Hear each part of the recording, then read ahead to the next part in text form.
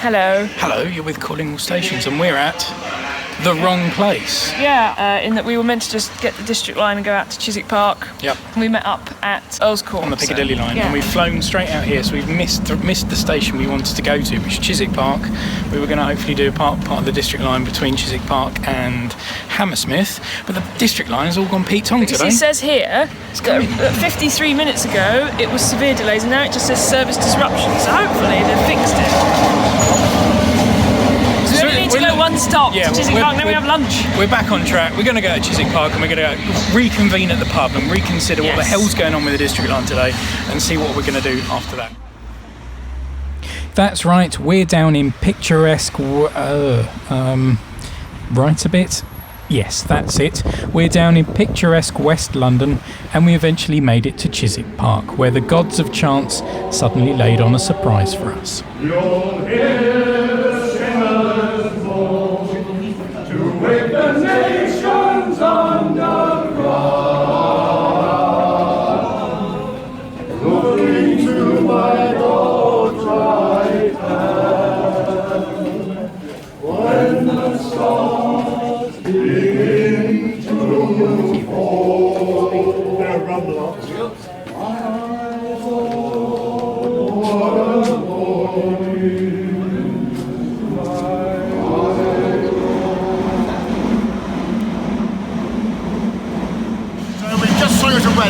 On Turnham Green, in a church on Turnham Green. We're just going over to the Houses of Parliament to sing in the chapel in the Houses of Parliament, and then this evening we're doing a concert in the London Wells Centre in Gray's Inn Road. Fantastic. Yeah, so it's a fairly full day. Lovely. It's not always like this. and thank you for singing at the station. That's really nice. A very good acoustic. And that acoustic was built in 1932 to replace the original 1879 Acton Green station. The platforms may look a bit dull and boring, but examined closer, Charles Holden took inspiration from the rugged simplicity of Burdon's U-Bahn stations of the era when designing the cantilevered canopies. Cheap and quick to assemble, this prefabricated design provided an effective solution for the rapidly expanding area. It's a sharp contrast to the ticket hall. The huge drum, similar to that at Arnos Grove, almost feels oversized, sitting proud above the surrounding buildings. Now, before we carry on with the journey, let's take a look at a few stations that I've picked up since the last video. I've been to Paddington, the District, Circle and Bakerloo side for a weekend break. That's away from the city, not the station itself. See if you can spot what's wrong with this picture. Next up is a monolithic favourite of every Londoner. Well, here we are outside Canary Wharf. I do like Canary Wharf. People ask me on this quest, what's your favourite station? That's quite a difficult question to answer. I don't think I've got an ultimate favourite, but Canary Wharf would definitely be top 3. Previous video ago we were having a bit of a downer on the Jubilee line, but the architecture this end of the line is very impressive. Not all of it, only some stations, and Canary Wharf is obviously one of them. It's just an absolute triumph of engineering and architecture, really. Come to Canary Wharf if you've not been to Canary Wharf. After that I found myself at North Greenwich, then Bethnal Green to visit the Cat Cafe, and whilst playing Transport Roulette, the dice directed us through Blackfriars, Moorgate, and the only station with one syllable, Bank. But now, back to our journey.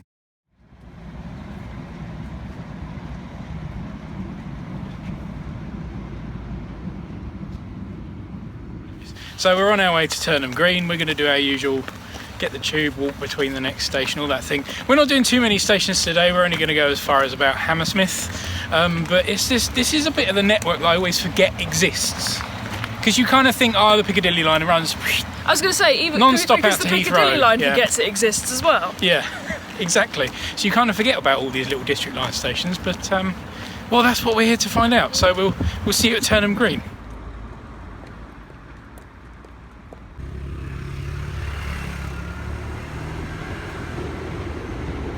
Turnham Green was opened in 1869 by the London and South Western Railway, with the branch between Addison Road, now Olympia, and Richmond via the Grove Road curve at Hammersmith.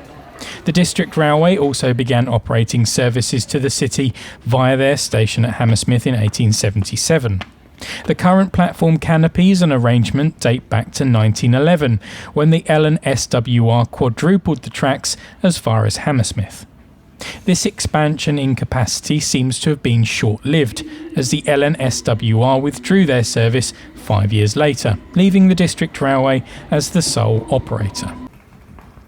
The quadrupled tracks were then repurposed in 1930, when the Piccadilly line started running a non-stop service through to Acton Town.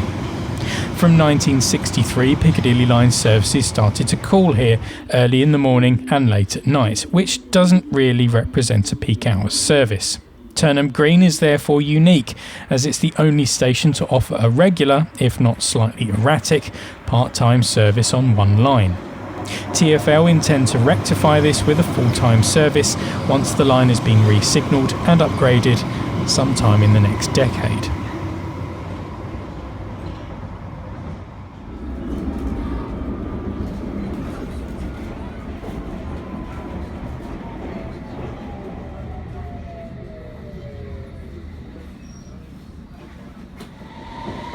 Next up is Stamford Brook, which shares many similarities to both its neighbours at platform level.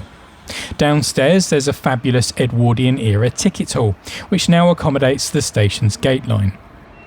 It was here at Stamford Brook that the first automatic ticket barriers were installed on the network in 1964. If you're ever in the area, then do pop down the side entrance towards Prebend Gardens.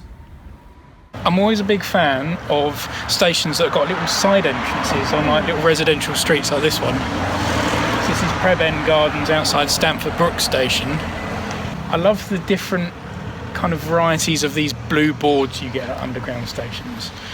Normally it's just a bar at the top with the station name, but a few stations they do something a bit more creative. And the lamps are really nice. And I really like what they've done with the gate, and then the board is instead vertical rather than horizontal. It's a nice station, Stamford Brook. Sort of empty bit in the middle though. Yeah. Maybe there would have been a bill poster or something. Yeah, maybe they intended a map or something. But Stamford Brook, I like this little side entrance. Yeah.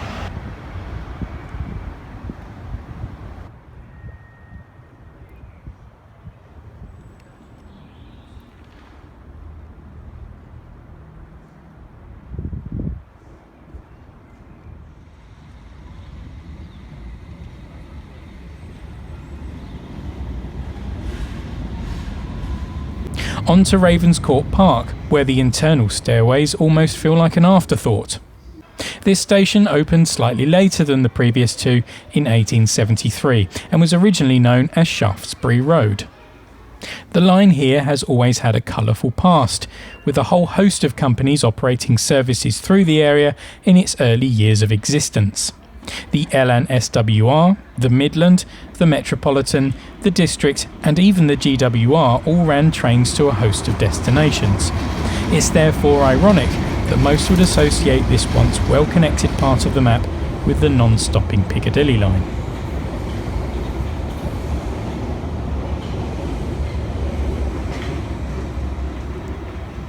We move on from the L&SWR onto District Railway territory at bustling Hammersmith, a station that dates back to 1874. There's plenty of quirks to be seen here, including the glass-backed waiting room roundels and the tube map clocks. Also look out for the fluorescent lamp holders, which match the colour of the lines they sit above. Upstairs, the fantastic decorative mosaic of Hammersmith Bridge greets you in a spacious ticket hall. These tiles were salvaged from the original Harry W. Ford facade, which was demolished in the early 1990s to make way for the ugly shopping centre that now fronts the Broadway. Despite it only being 2 miles, the tranquility of Chiswick Park feels a world away as we cross over to the other Hammersmith station. That's right, though they appear on the map as one, Hammersmith is technically 2 completely separate stations and is even treated as such by TfL. Good for us, as it means we can tick off 2 stations in one go. Inner London tube termini are rare, and I like the way this bright, spacious, low-rise Victorian station has stood the test of time, sitting between imposing modern glass offices.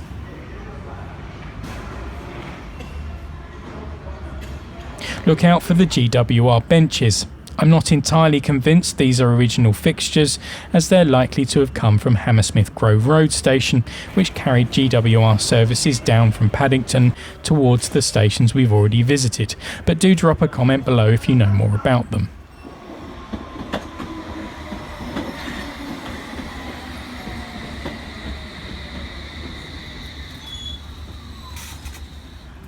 So much fun we were having, we've decided to do an extra couple of stations. This was your idea, don't look so disappointed. It was my idea because we looked at the map, but there was like 2 that we would have missed out if we'd have just gone home. Yeah. And it would have been a nightmare to come back again, so we thought we might as well do them, and they're very close together. We've ticked off all the District Line stations from Chiswick Park to Hammersmith. Yes. Then we thought we might as well do the Hammersmith while we're there. Then I was just going to go home on the Hammersmith and City Line the wrong way round. So then Victoria pointed out, well, no, get out of Wood Lane and go to White City on the Central Line. That'd be 2 more done. So we might as well just do Goldwalk Road and Shepherd's Bush Market whilst we're here. It makes sense. Anyway, how do you feel about Goldwalk Road? I don't know if I like the beige. Whole feel to it.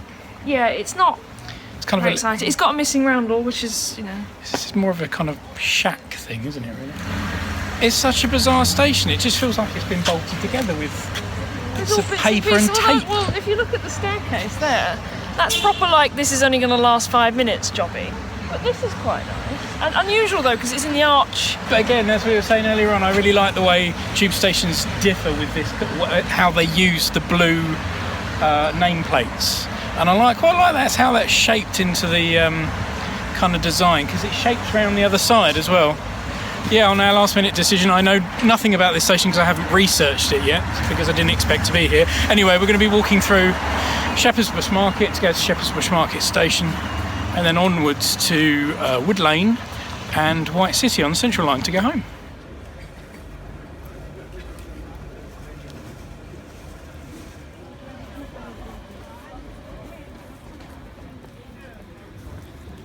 Both Goldwalk Road and Shepherd's Bush were added to the Metropolitan Railway in 1914. You can see that they were both done on the cheap. Station entrances are minimal, and stairwells and canopies are made from corrugated iron and sticky tape. Nevertheless, they're in reasonable condition, as they benefited from renovation in 2008 when the nearby Westfield complex was built. Around the same time, the Market suffix was added to avoid confusion with the Central Line station of the same name. Though it remains signposted, this was no doubt done to discourage people from interchanging between the two, instead forcing them up to the mapped connection between Wood Lane and White City, where we're heading now. The ride between Shepherd's Bush Market and Wood Lane takes a mere 55 seconds. We know the shortest journey distance-wise between any 2 stations is Leicester Square to Covent Garden, but is that the shortest journey speed-wise? And what about if you exited the station as well? I'm sure that will generate some debate below. There's marked similarities between Wood Lane and Canary Wharf. The modern, boxy, glass, steel and concrete is a world away from what we've already seen on this trip. This station opened in 2008 and remains London's newest tube station. It was constructed to offer a better interchange with the Central Line and to stimulate the regeneration of the area, which still seems to be going on some 9 years later.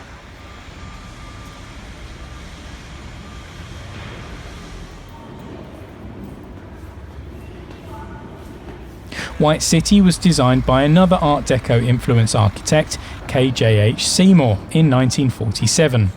It features larger areas of uninterrupted glass than any of the more numerous Holden stations of the same era.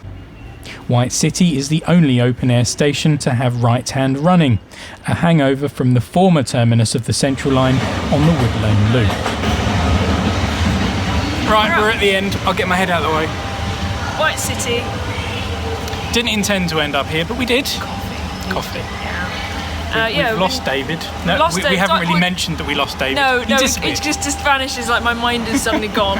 Like the silent bloke in the background's disappeared. He's gone to work. I kind of regret not leaving this bit to a little later on, because nice. it's a really nice part of town. But on the flip side, when you do really grim parts of town and it's grey and the weather's bad, it makes it even worse. Because if you do a nice part of town and the weather's still rubbish, it's still a nice part of town, isn't it? Oh yeah, I really enjoyed today actually, especially sort of the Chiswick end was really interesting, and some of them unusual stations where they had Stamford, the funny Brook. and the little, I really like Stamford Brook. Ravenscourt Park. Those little roundels are quite interesting. There's now a train in the way which we're about to get on, but there's tiny little roundels that say White City, which look quite unusual. You'll have to point through the window, Andy. Very small. They look unusual with the white border and being so small. I mean, they're sort of like dinner plate size. Another one. Right, anyway, we're off home. Yeah, we're off home. So we'll see you at the next stop. You've been calling all stations, and Victoria Forbes. well done. Remembered my name. See you at the next stop. It's going to go dark. We're going to go into a tunnel. You're going to lose us. Don't forget, you can catch up with the whole challenge by heading over to www.callingallstations.co.uk and clicking on the 270, where you can read stories, anecdotes, histories and notes for each station as I visit them, along with more images. You've been with Calling All Stations, and we'll see you at the next stop. Look, we're all in it! Yay! Look at that! Try not to get run over. I'm not in the back anymore. Us as East Londoners see this as very posh round here. Just had some lunch in Chiswick, very nice pub. Yeah, Irish bar. It was very good. You had Irish sausage, didn't you? Had Andy? Irish sausage, just Always tasted good. like normal sausage, to be honest. It was very good.